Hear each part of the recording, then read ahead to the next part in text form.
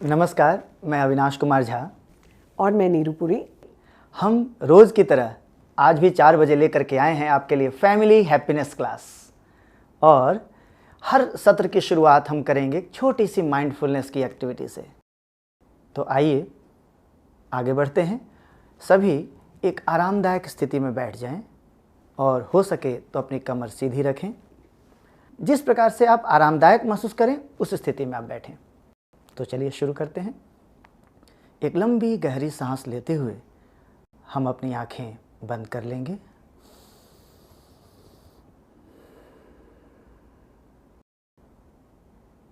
यदि आपको अपनी आंखें बंद करने में असहज महसूस हो रहा हो तो आप अपनी आंखें खुली रखते हुए नीचे की ओर भी देख सकते हैं।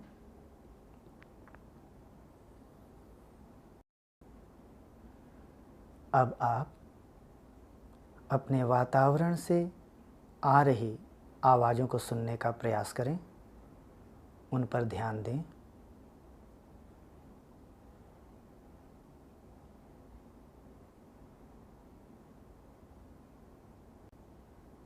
ध्यान दें कौन सी आवाज़ें आ रही हैं, किस ओर से आ रही हैं।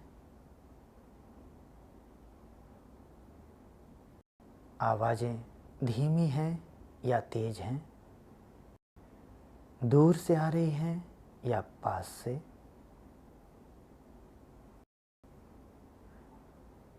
लगातार या रुक रुक कर।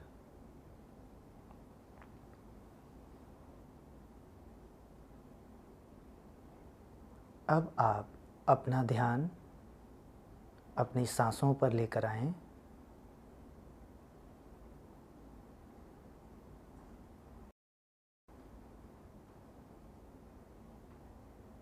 सांस का आना, सांस का जाना महसूस करें। सामान्य रूप से सांस लेते रहें।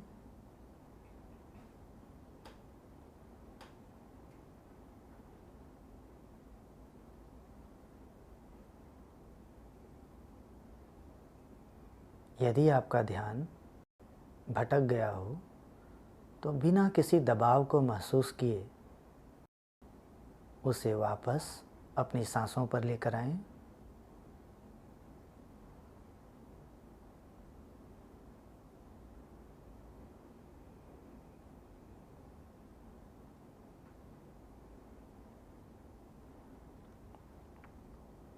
अब आप अपना ध्यान अपनी बैठने की स्थिति पर लाएं और जब सहज महसूस करें अपनी आंखें खोल लें।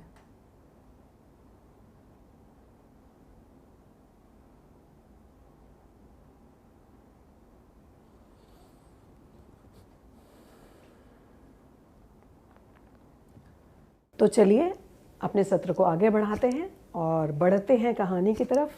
तो अविनाश जी, कौन सी कहानी लाए हैं आज आप? ये भी एक छोटी सी कहानी है, रोज़मर्रा की ज़िंदगी में घटने वाली घटनाओं पर आधारित। तो कहानी सुनते हैं। सोहन के पिता का अचानक देहांत हो गया और घर में आर्थिक दिक्कतें आई, पैसों की दिक्कत आई। तो सोहन की माँ ने कहा, बेटा ये जो घर में एक सोने का हार है यही एकमात्र निशानी बची है और घर की जो ज़रूरतें हैं उसे पूरा करने के लिए इसे अपने चाचा जी की दुकान पर बेच आओ। चाचा जी उसके जौहरी थे। तो सोहन हार लेकर के चाचा जी के दुकान पर पहुंचा। जब वहां पहुंचा और चाचा जी के सामने अपनी बात रखी कि चाचा जी इस हार को रख लीजिए और इसके जो पैसे बनते हैं मुझे दे दीजिए। चाचा जी ने कहा कि देखो सोहन, अभी तो बाज़ार मंदा है तो इसकी कोई ख़ास कीमत तो तुम्हें मिल नहीं पाएगी। तो एक काम करो, ये हार तुम अपने पास रखो, मेरे पास कुछ काम करने के लिए जुड़ जाओ। यानी मेरे यहाँ जो मुझे भी एक सहायक चाहिए, मुझे एक हेल्पर चाहिए ही, और एक भरोसेमंद व्यक्ति तुम जैसा मिल जाए मुझे तो इससे बढ़िया बात क्या होगी। तो सोहन ने उस दिन से उनके यहाँ काम करना शुरू कर दिया। कुछ दिन बीते, महीना बीता, सोहन ने काम करना सीख लिया था और मन लगा करके चाचा जी की मदद किया करता। चाचा जी ने एक दिन कहा, ऐसा है सोहन, अब वो हार ले आओ, मार्केट थोड़ा ठीक हो चुका है तो कर लेते हैं वो काम भी, तुम्हें पैसे कुछ दे देते हैं उसके बदले। सोहन घर पहुंचा, उसने हार निकाला। जैसे ही उसने हार निकाला, हार देखते ही अचंभित हो गया, ये तो हार तो नकली है। सोहन को अजीब सा लगा, दौड़ते हुए वो दुकान पहुंचा और चाचा जी से कहा, चाचा जी आपको तो शायद उस दिन पता चल गया होगा कि हार नकली है, आपने उस दिन क्यों नहीं बताया? चाचा ने कहा, देखो यदि मैं उस दिन कह देता ना तो शायद तुम ये समझते कि आज हम पर मुसीबत है और चाचा जी हमारी मदद करना नहीं चाहते। तो अब तो तुम खुद ही पारखी हो गए हो और समझ गए। सोहन को बड़ा ही अच्छा लगा, बड़ी राहत मिली कि ऐसे चाचा जी उससे मिले थे। तो खैर बढ़ते आगे और कुछ प्रश्नों को लेते हैं। ये तो सोहन की ज़िंदगी की कहानी थी। हमारे ज़िंदगी में क्या क्या कहानियाँ घट रही होती हैं, कौन कौन सी बातें हो रही होती हैं, उसे टटोलते हैं, उसे देखते हैं, है ना जी। तो आप भी तैयार हैं अगले प्रश्न के लिए और आप भी तैयार हैं जी? चलिए तो कोशिश करेंगे। बस वही कोशिश ही करना है। यहाँ कोई ऐसी बात नहीं है कि हर सवाल का जवाब हमारे पास हो ही, और ऐसी भी कोई बात नहीं है कि हर सवाल का जवाब देना ही है जी।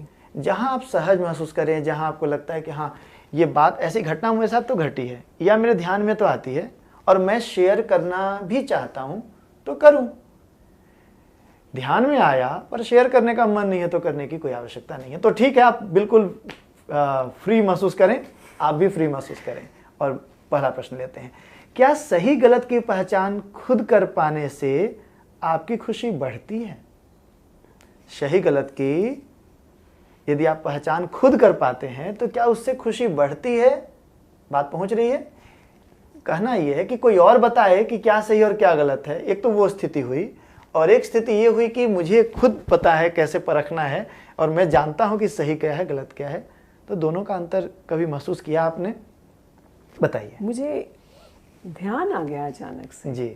मैं पिछले करीब 33-34 साल से जी टीचिंग जॉब में हूँ और पिछले 15 साल से मैं अंग्रेज़ी पढ़ा रही हूँ। और मुझे ऐसा लगता था कि मैं बहुत अच्छी अंग्रेज़ी पढ़ा रही हूँ। अच्छा। मैं बहुत अच्छी टीचर हूँ। हाँ।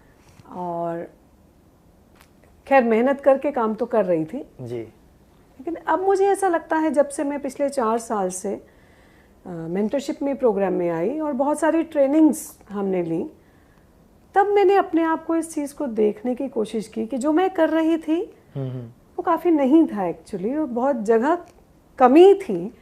तो वो मुझे कमी खुद को अपने आप को महसूस होने लगी। तो मुझे अच्छा लगता है कि मैं उसके ऊपर काम कर पाऊँ, अपनी कमियों को दूर कर पाऊँ। लेकिन अगर उस समय मुझे कोई टोक देता हाँ।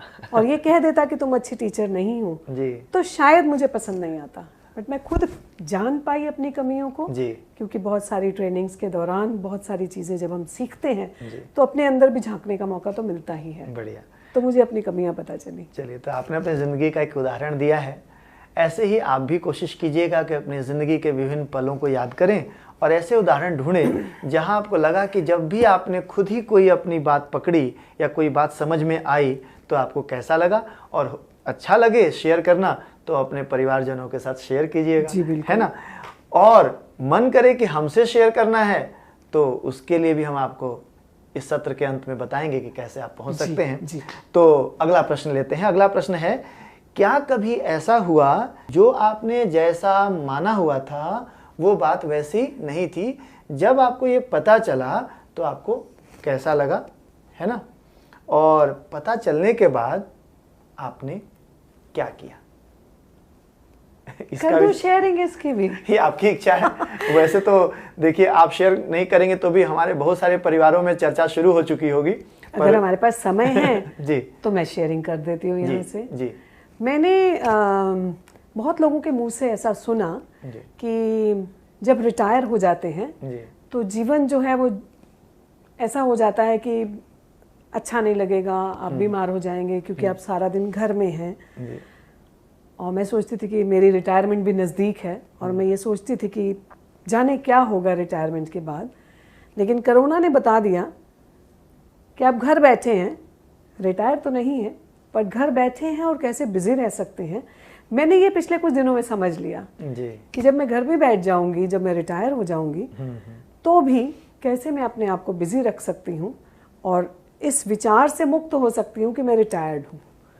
तो ज़्यादा इम्पोर्टेंट ये है कि मैं बिजी रहूँ। यानी कि आपने जो माना हुआ था जी कि रिटायरमेंट के बाद चीज़ें बहुत कुछ बदल सकती है, अब आपको संभावना दिखती है या कुछ अलग तरीके से चीज़ें होती हुई दिख रही है। तो प्रश्न मैं आप सभी के लिए फिर से रख देता हूँ, चर्चा करना क्या है कि जब आपको कभी ऐसा पता चला कि जो बात आपने लंबे समय से माना हुआ था वो वैसा नहीं है या वैसा नहीं था, तो पता चलने के बाद आपको कैसा लगा, है ना, और उसके बाद फिर आपने क्या किया।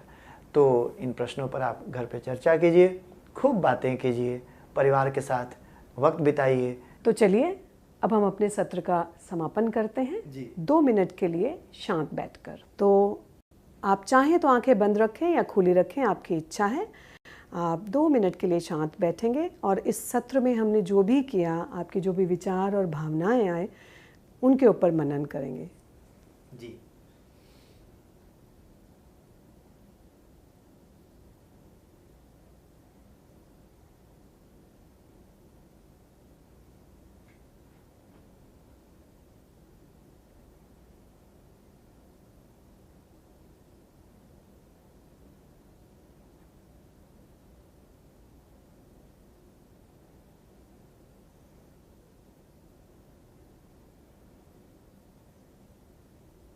जाने से पहले आपको याद दिला दें कि जो भी आपके अनुभव हैं, यदि आप हमसे साझा करना चाहते हैं तो हैप्पीनेस दिल्ली के फेसबुक और ट्विटर अकाउंट पर जा करके हमें बता सकते हैं।